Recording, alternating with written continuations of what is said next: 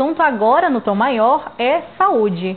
Vamos falar sobre tratamento humanizado para câncer, em crianças. E para falar mais sobre este assunto, conversamos a partir de agora com a psicóloga hospitalar de pediatria do Hospital de Câncer Araújo Jorge, Fabiana Persinge.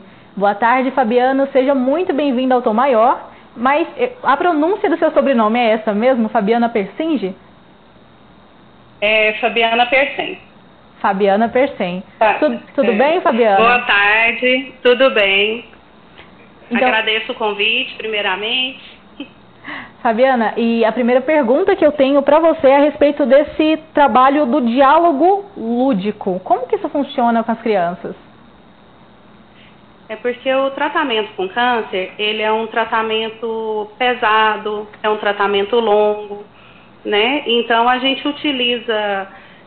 o brincar é uma forma de autoexpressão da criança, né? Natural da criança. Então, a gente utiliza o brincar para explicar para ela sobre o tratamento, para ela ter uma adesão maior ao tratamento, para explicar para ela o processo de adoecimento e tudo que ela vai passar. O tratamento para o câncer é um tratamento invasivo, né? Acaba furando muitas crianças para fazer exame de sangue, para tomar o soro, tomar a quimioterapia. Então, a gente tenta explicar, né? A gente explica para a criança de uma forma lúdica tudo que ela vai passar durante o tratamento. A gente chama o caminho do tratamento, né? E a gente utiliza também, além das brincadeiras, desenhos, pintura. Doutora Fabiana, boa tarde, bem-vinda aqui ao Tom Maior. Nós temos aqui também alguns dados do INCO, Instituto Nacional do Câncer, que mostrou que até o final desse ano de 2022, cerca de 9 mil meninas e meninas devem ser, então, diagnosticadas com câncer. É um número, assim, alarmante e reforça também a importância desse tipo de trabalho, um trabalho mais humanizado no tratamento dessas crianças. A minha dúvida é a respeito se as crianças, de fato, elas conseguem entender, cada etapa que vai vir no tratamento, se disso, de alguma maneira, pode também fortalecer essa caminhada, que é um tratamento longo, como a senhora já disse, também muito evasivo. Sim, elas entendem. A gente, aqui no Araújo Jorge, a gente atende crianças de 0, a gente fala crianças, de 0 a 18 anos. Quando as crianças são bem pequenininhas, a gente, aliás, durante todo o tratamento, a gente também trabalha os pais, os acompanhantes, o cuidador principal da criança, Os irmãozinhos que ficarem em casa, às vezes, dependendo, eu peço para trazer também. Nós tivemos uma criança aqui, que ela tem uma irmãzinha, ela tem 4 anos, ela tem uma irmãzinha de 3 e uma irmãzinha de 6 meses. E ela está fazendo tratamento da leucemia. A primeira internação para leucemia é uma internação longa, de 20 a 30 dias.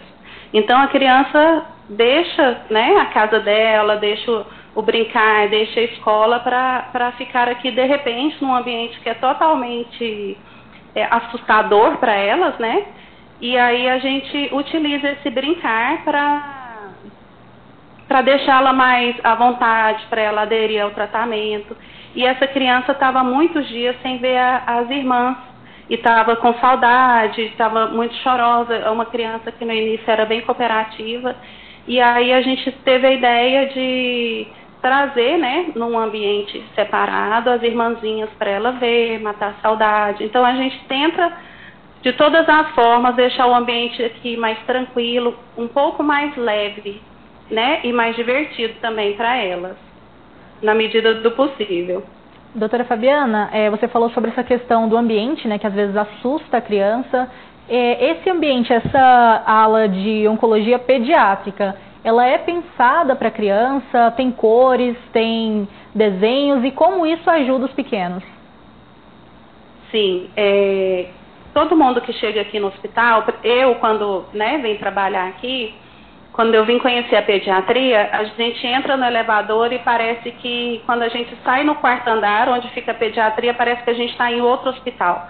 Porque as cadeiras são coloridas, as paredes são coloridas. Os nossos consultórios, eles não são separados por números, são separados por cor. Então, chama a criança lá na frente, fulano, consultório rosa, ciclano, consultório azul. Então, nossos consultórios também são pensados nisso. As paredes são coloridas. Essa aqui, né, a minha sala, como você pode ver aqui atrás, tem um quadro bem colorido, cheio de brinquedos aqui, massinha, né? Então, a gente tem uma sala lúdica também, onde a gente faz várias atividades. Com a musicoterapeuta, nós temos uma musicoterapeuta, terapeuta ocupacional, a psicologia, a nutrição. Então, a gente junta toda a equipe com o intuito de melhorar o ambiente, né, para a criança. E a gente tenta trazer o mundo da criança, o mundo lúdico da criança, para dentro do hospital. Os quartos são todos coloridos. Tem um quarto ali atrás que tem uma pintura de uma fadinha. A nossa quimioterapia tem uma parede linda com um desenho lindo. Tudo isso para deixar um pouco mais alegre e mais leve para a criança e para os familiares também. Doutora Fabiana, você mencionou aí que o trabalho de uma assistência, né, humanizada envolve ali vários profissionais, é uma equipe multidisciplinar. O que não pode faltar na avaliação da senhora neste tratamento humanizado? O que não pode faltar é a gente olhar para a criança e ver a necessidade dela. Porque cada criança entende de uma forma e a gente consegue se comunicar com a criança mesmo de forma lúdica, né?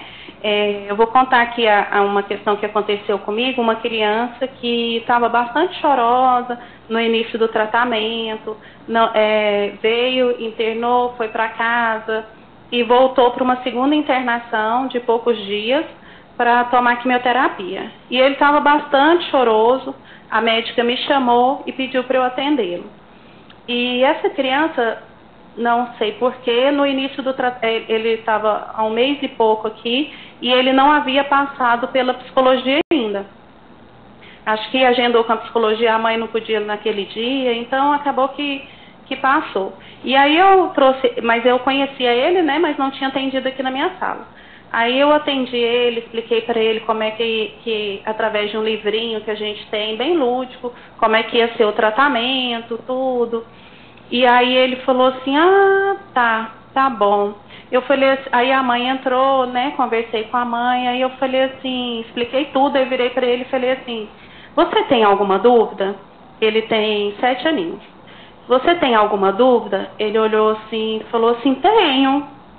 Eu falei, qual que? Eu não esperava, né, essa resposta dele. Ele falou assim, eu falei, qual que é a sua dúvida? Ele falou assim, como é que você vai fazer para me ver quando o tratamento acabar?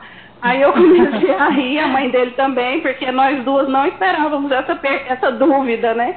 Aí eu falei assim, faz um almoço, pede pra mamãe fazer um almoço lá na sua casa que eu vou almoçar lá.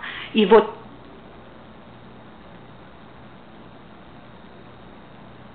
Aí depois levei ele pra lá, ele foi pra internação, aí a médica brincou comigo assim, eu não sei que mágica você fez, não, mas deu certo. Ele não está chorando mais, está lá quietinho dentro, na enfermaria.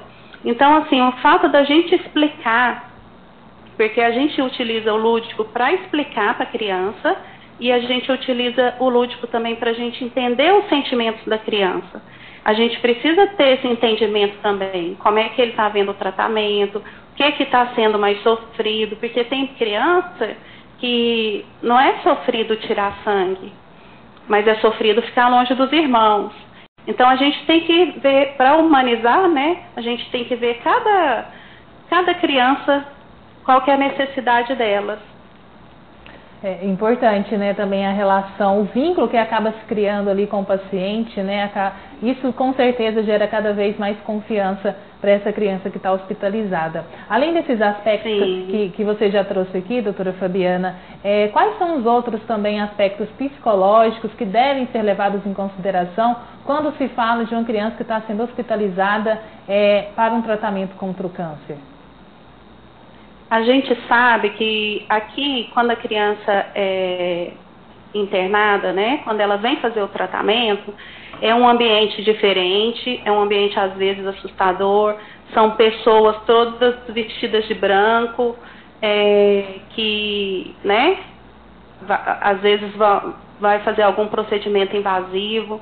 Então, a gente tem que olhar também para a família da criança, porque às vezes a criança está tranquila, mas a mãe fica ansiosa, a criança sente aquela ansiedade e começa a ficar ansiosa também. Então, não adianta a gente trabalhar só a criança, a gente tem que trabalhar toda a rede de apoio da criança. A família, o pai, a mãe, né? O cuidador principal, a avó. E uma das coisas que a gente, né, tem o cuidado aqui também em relação à família, é porque, às vezes, quando uma internação é mais longa, o familiar que fica aqui com a criança, a gente pede que ele não fique aqui o tempo inteiro, que ele consiga dividir, né, com uma outra pessoa, um outro familiar. A gente sabe que nem sempre é possível, porque muitas vêm do interior, né, mas a gente tenta amenizar também essa ansiedade da mãe, essa ansiedade do pai ou do cuidador que fica aqui com a criança, porque a gente sabe que isso influencia diretamente a criança. Doutora Fabiana, pode falar. Não, pode falar. A senhora explicou aí que o lúdico ajuda a criança a entender o que está acontecendo com ela, os processos, mas por que a criança, na verdade, a criança entender a quimioterapia, as injeções, as dores, vai ajudar ela no tratamento? Ela precisa, ela entendendo tudo que vai passar com ela, né, ela adere melhor ao tratamento. Tem criança que fala assim, fala do sorinho, né? Que o sorinho tem os guardinhas, né? Os soldadinhos lá dentro do soro, chama quimioterapia de sorinho.